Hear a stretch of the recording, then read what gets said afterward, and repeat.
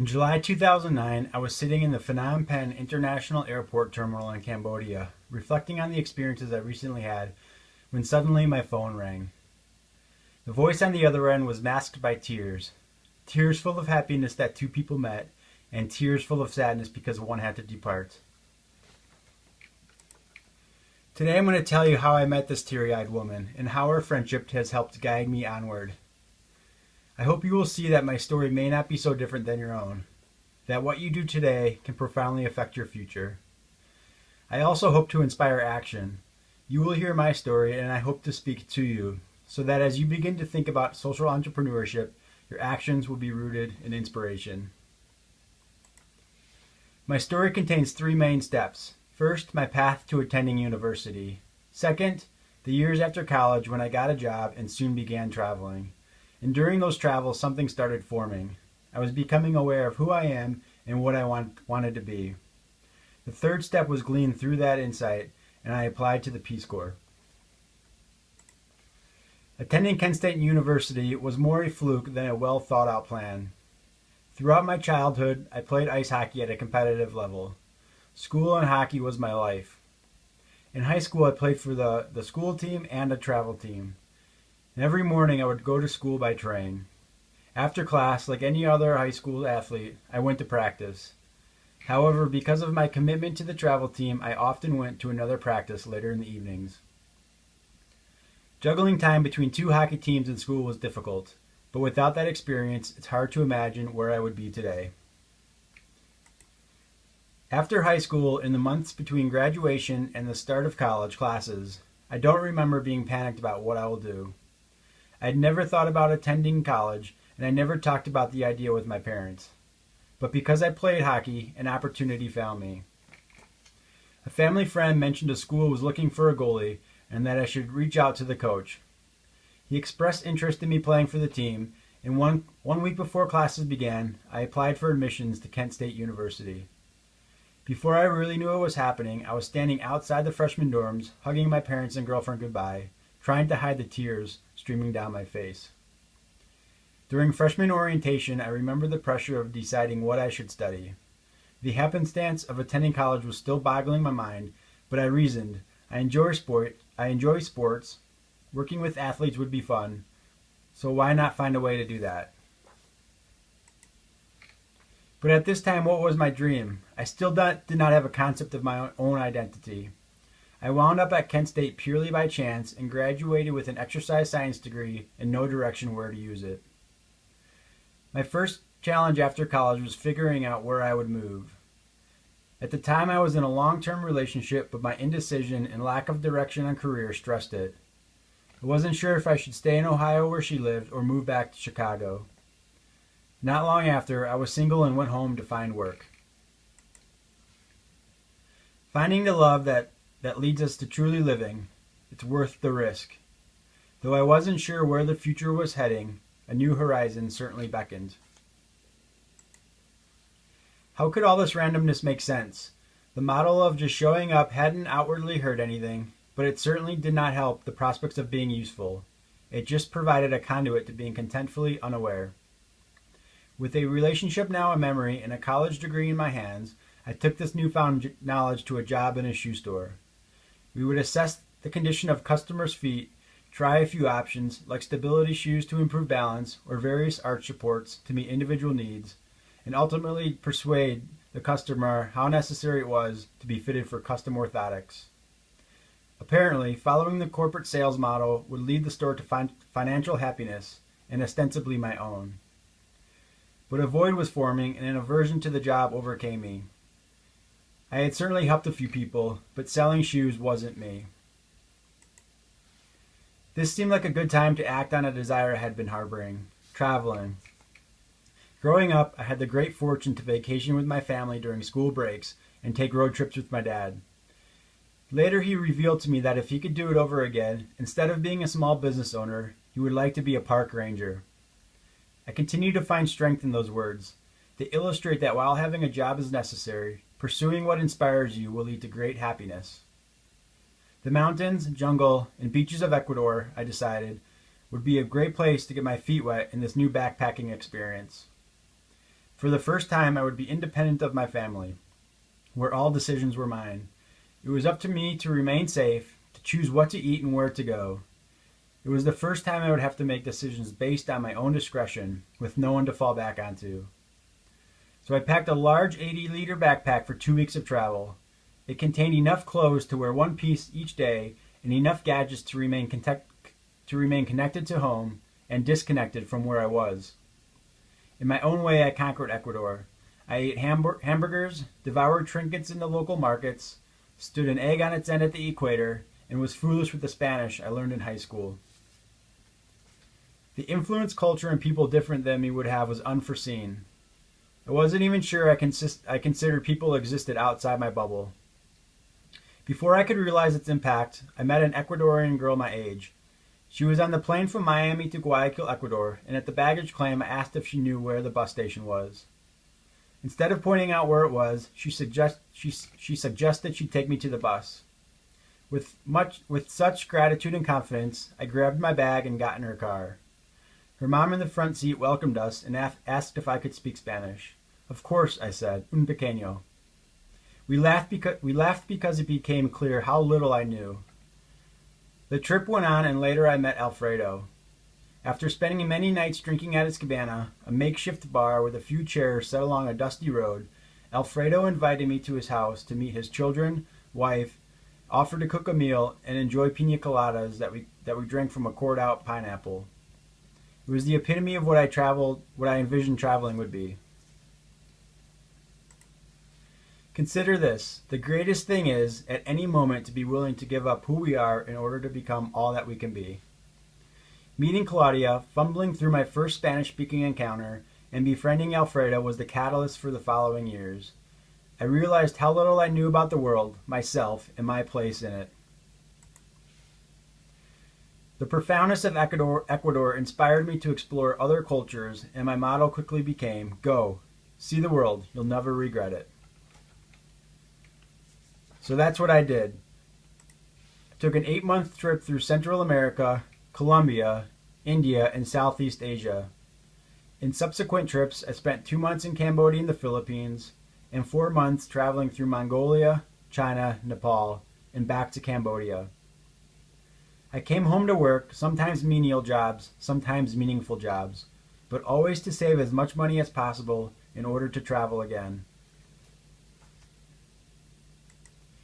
My travels involved many countries. The affordability of the developing world attracted me. I could spend a lot of time hanging out in cities, hiking in amazing scenery, meeting people with similar interests, and most importantly, spend a small amount of money. The following slideshow highlights pictures of some of the places I visited and people I met. Let's have a look.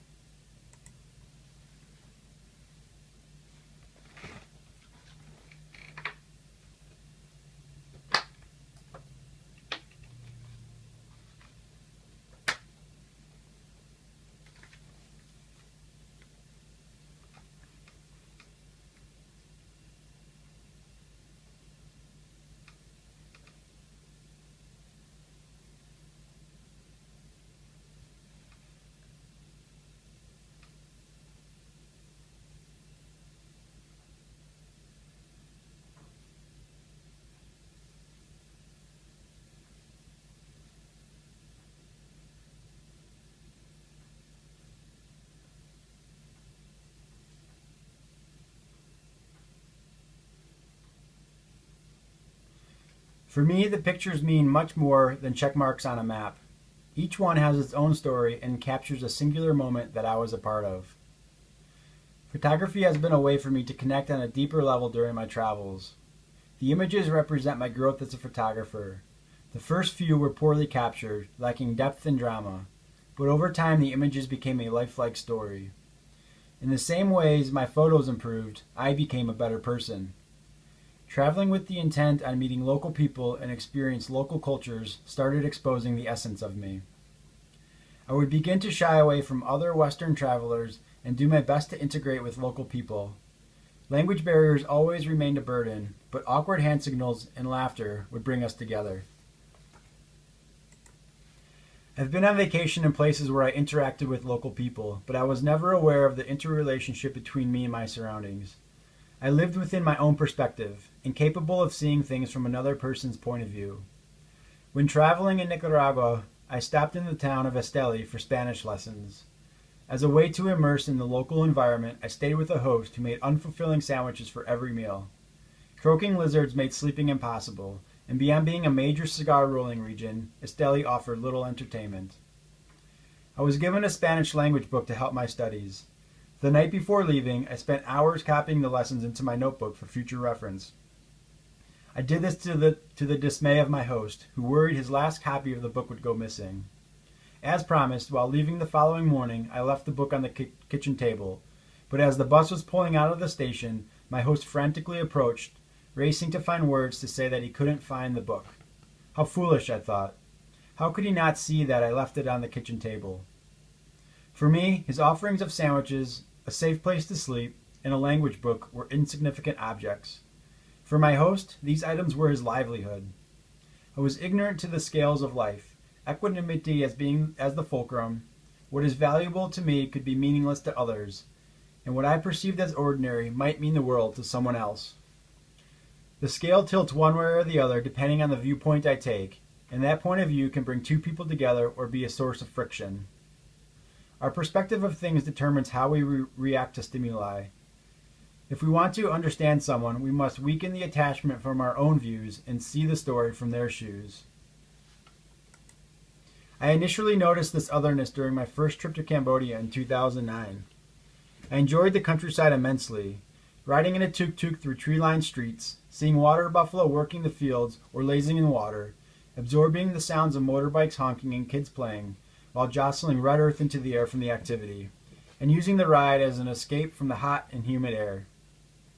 I enjoyed every morning going to the market and drinking iced coffee from the same shop, over time forming a friendship with her. And after gaining the trust of my friend Soka, spending days exchanging language lessons and trying to understand each other's strange culture. The kinship that formed with Cambodia stemmed from more than the good moments. As I spent more time in this profound country, I would encounter incredible beauty and social injustice nearly every step. Between 1975 and 1979, the Khmer Rouge killed around 25% of the Cambodian population. Unlike other genocides where the ruling party sought to wipe out an inferior race, the Khmer Rouge killed their own people through executions and brutal work conditions. They convicted people of conspiring against the regime through forced confessions. The Khmer Rouge used mass killings to wipe out those not willing to fight for the movement. In Cambodia, saving face is critical in retaining respect in the community. Historically, if someone tarnishes the family name, vengeance is not just taken out on that person, but because the embarrassment would be passed on through the family, the victim would feel it mandatory to remove the entire lineage of the assailant. And as the years went on, paranoia grew within the top Khmer Rouge ranks. Killings became less strategic and more about killing off anyone related to the initial culprit. One example of the mass graves is this killing cave. Now it's a shrine to the atrocities. Higher on the hill there is an entrance. Civilians were brought here and forced to walk in, unaware that after a few steps they would fall to their agonizing death. A popular destination for tourists and locals alike is at the edge of this lake. The cabanas are a nice place to relax, enjoy the breeze, and eat food. However, the dark side of this lake is that it used to be a forest. The Khmer Rouge forced people to cut down the trees, then dig out the earth by hand in order to create this reservoir, which would be used to irrigate rice paddies. Another striking moment for me was spending time in the coastal tourist town of Sihanoukville. Here people spend their days recovering from the endless nighttime parties. The beach, though, is not too relaxing because local Cambodians walk up and down it selling various items, from food, massages, scarves, bracelets. At night, Roman candles from these sales would illuminate the sky, and some would even sell their bodies. I spent a lot of time on this beach enjoying the sun and water. Over time, I began forming friendships with the people who work the beach. There are children who are forced by their parents to make conversation with everybody in order to sell their items, placing less emphasis on their education. A country ravished with landmines, victims of untimely explosions scoot along the sand begging for money. Over the years of visiting Sihanoukville, I watched a daughter of a landmine victim grow. At first, she was just a baby, a prop in her father's begging scheme. As she became more independent, her role shifted from prop to beggar. I once played pool with this man. While his daughter was begging, he would be gambling money at the pool table. I still wonder if I truly understand his circumstances. I always travel with the notion that I had to see it all. Cambodia introduced me to the idea that spending time in one location is worthy of consideration. That instead of being a fleeting tourist, I can be intimate with the surroundings, living as closely as possible to the local people, living outside my world and within theirs. It was here that I would learn how to listen to stories and respond with compassion. I wanted to absorb this culture, understand why people acted the way they did. Cambodia will show you its beauty and simultaneously openly allow you to participate in all of its social injustices. I was still a young man with no absolute purpose. I worked in order to travel, but my trips to Cambodia enticed me to learn more. I became fascinated with what drives modern-day slavery, reading books and reports about the issue. Modern-day slavery is defined as the acquisition of people through force, fraud, or coercion with the intent to exploit that person. Today there are more slaves than during the African slave trade, but because of the discrete nature of the business, the exact amount of slaves today is hard to calculate.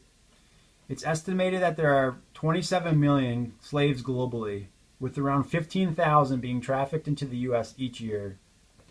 And the average price per slave has plummeted from $40,000, adjusted for inflation during the African slave trade, to just $90 today.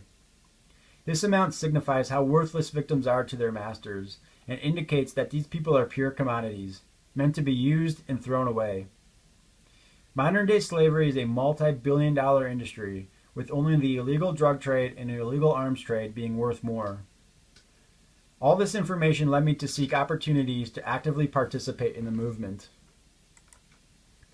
My first attempt to break into this sector was with the Not for Sale campaign. They are an organization that provides safety and security, empowerment through life skills and job training, and creates sustainable futures with dignified work for people at risk of being trafficked. I applied for their fellowship program, but fell short because I didn't have the skills that would help incubate their idea. I had to look elsewhere. Before traveling to Cambodia in 2012, I contacted as many organizations as possible and came across the Salisari Foundation. They work in the poorest province in Cambodia, just outside the capital of Phnom Penh, trying to educate and empower children before they could be trafficked, focusing on prevention versus aftercare. Let's take a quick look at a clip that shares SSF's mission. Become victims of trafficking. This area here is one of the most poorest areas in the whole of Cambodia, so it means the girls are more likely to be trafficked and more vulnerable. It's just an hour from the city, but in farming communities like these, pay is minimal and opportunities thin on the ground, so many families end up in debt and desperate, making them easy pickings for traffickers. Stacey's arranged to meet Victor, the director of an organization who are trying to break this cycle. Welcome to visit us here. Nice to meet you. Okay. Nice to meet you also. Okay. Victor, please may you tell me what this organisation is and why you guys are here and what you do. We really focus on find the best way to stop human trafficking before it starts. Oh, okay. Yes, yeah. it starts. So it's like preventing the girls to, being trafficked instead of treating them once they have been trafficked. The organisation's aim is to educate and train young girls to give them more opportunities for the future. Victor was kind enough to let me volunteer. I first photographed the volunteer group from Singapore working with SSF installing biosand water filters for their Water for Life project. 36% of the world's population lack improved sanitation facilities, and 768 million people still use unsafe drinking water sources. Inadequate access to safe water and sanitation services, coupled with poor hygiene practices, kills and sickens thousands of children each day. Water and sanitation-related disease, despite being preventable, remains one of the most significant child health problems worldwide. Diarrhea is the most serious of these diseases. 88% of diarrheal diseases is attributed to unsafe drinking water, inadequate sanitation, and poor hygiene. So the work SSF was doing with their water filters was much needed and accepted by the community. After expressing interest that I would like to talk with community members, we made plans to interview dwellers of a squatter's village that was scheduled to be removed. The goal was to find out what skills the families had, what interests could carry over to meaningful work, and find out if any of them were being solicited for work, placing them at a higher risk of being trafficked. However, the idea wasn't well planned, and we only interviewed one family during my stay. After spending time spinning my wheels, independently studying various social platforms and trying to get involved, I decided to try my own idea, Rogue Spices. A great love for Cambodia formed, and I knew an extraordinary amount about it. Selling pepper, where profits would funnel back into the farming communities, seemed like a natural choice for this business. Before the Khmer Rouge, the Cambodian pepper trade was well established in France, and more recently has been making a comeback. The pepper is grown according to strict guidelines, using only natural fertilizers. It is hand-picked and sorted, and also harvested in small quantities, especially compared to the giant growers of India and Vietnam. I went to camp out with my Cambodian friend and searched for farmers looking to partner with me. With the help of Mr. Lim and his tuk-tuk, we drove to Chamkabai village and located Nuang Prang. Mr. Prang is the leader of a co-op of 150 farms in this growing region. He was excited to have a partner in the USA, so we exchanged information and agreed to be in touch. With such promise, and even though the US is a major pepper importer, trying to import pepper from a very disorganized country and trying to create a new category in the US market proved challenging. However, Rogue Spice's real lack of growth was because I didn't commit to the idea. Committing to and overcoming challenges is essential to any entrepreneur. But in the shadows of Rogue Spices, I was waiting to hear the status of my Peace Corps application, and I didn't want to commit to Cambodian farmers and potential buyers in the U.S. just to burn bridges by abandoning them for another project. All the travel experience and independent learning wasn't proving tempting enough for organizations to give me a chance. But with this varied background, I figured the Peace Corps would be a great opportunity to gain practical skills, and the cloud of the organization on my resume would show people I was serious about working in the humanitarian sector. The Peace Corps has three main goals. First, to help the people of interested countries meet their need for trained men and women. Second, to promote a better understanding of Americans on the part of the peoples served. And third, to promote a better understanding of other peoples on the part of Americans. The Peace Corps was founded in 1961 under the mission to promote world peace and friendship. The blue shaded areas on the map indicate where volunteers serve. The majority are placed in Africa. There are many areas volunteers work in. While education is a major program, some find themselves working with communities seeking help in health, community and youth development, environmental programs, and agriculture. Volunteers serve for 27 months. The first 3 months are dedicated to language, cultural, and job training, while the following 2 years are spent living with the community.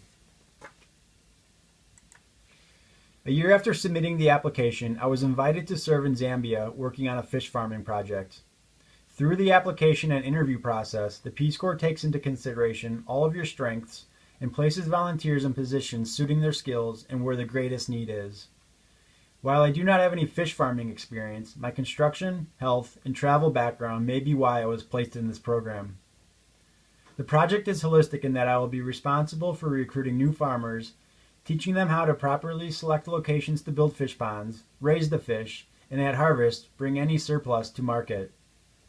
Here is a brief video that helps explain fish farming in Zambia. I'm part of a group or an organization where we are able to go out to the countryside and work with farmers and transform their potential into reality.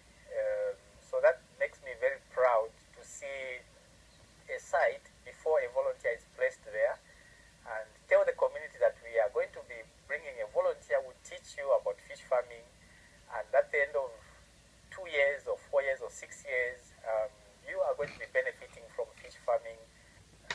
I graduated from university in 2012 with a degree in marine biology and also with aquaculture.